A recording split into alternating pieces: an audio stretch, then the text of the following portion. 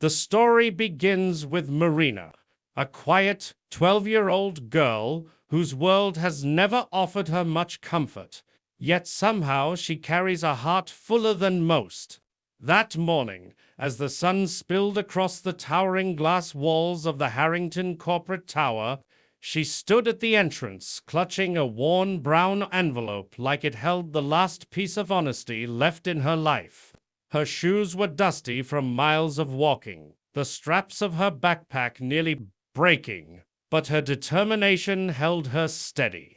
She pushed open the heavy doors and stepped into a world of polished floors, sharp suits, and people who looked far too important to notice someone like her.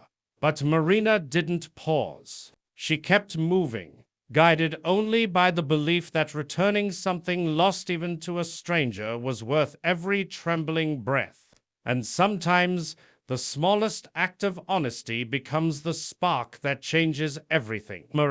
When Marina finally reached the polished office at the end of the long hallway, she stood before Grant Harrington, a man whose wealth and influence filled entire magazine covers.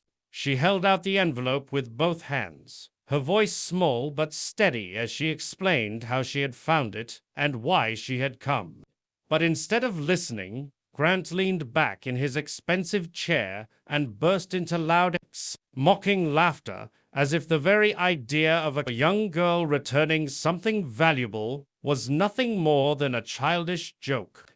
His assistant joined in, exchanging looks that made Marina feel as though she didn't belong in that gleaming room or anywhere near their world. Each laugh chipped at her courage, making her wonder if she had made a mistake by coming.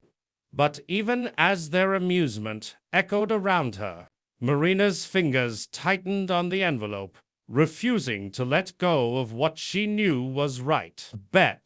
What Grant didn't realize was that Marina's strength came from a lifetime of learning to stand firm even when the world felt heavy.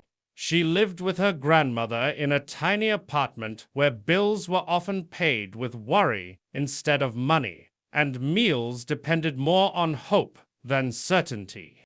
Her backpack had been with her for years, its fraying straps held together by determination more than fabric, and her schoolwork was often done beside a cracked window that let in the winter cold.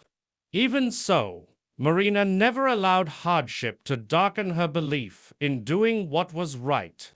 She had walked all the way to the tower because something inside something her grandmother lovingly called her voice of good, told her that returning the envelope mattered.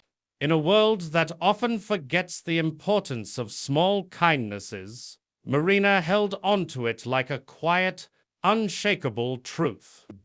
Just as Marina began to doubt herself, the door of the office opened and an elderly man stepped inside, leaning gently on a wooden cane. His presence immediately softened the room.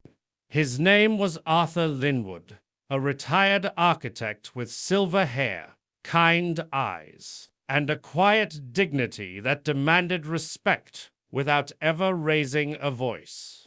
The moment his gaze fell on the envelope in Marina's hands, something shifted. Recognition, worry, and relief all flickered across his face at once.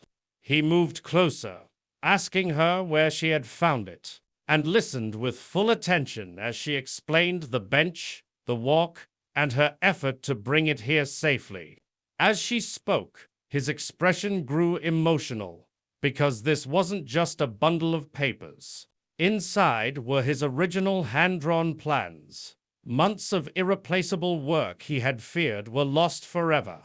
In that instant, Marina's simple act revealed its true worth. Arthur's voice, though calm, carried the weight of deep disappointment as he explained to Grant what those documents truly were: his original architectural plans, months of delicate work, sketches that held history, effort, and passion.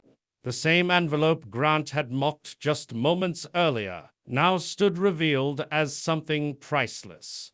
The billionaire's confident smile slowly faded, replaced by a stiff stillness as reality settled in. His earlier laughter suddenly felt loud, foolish, and painfully out of place.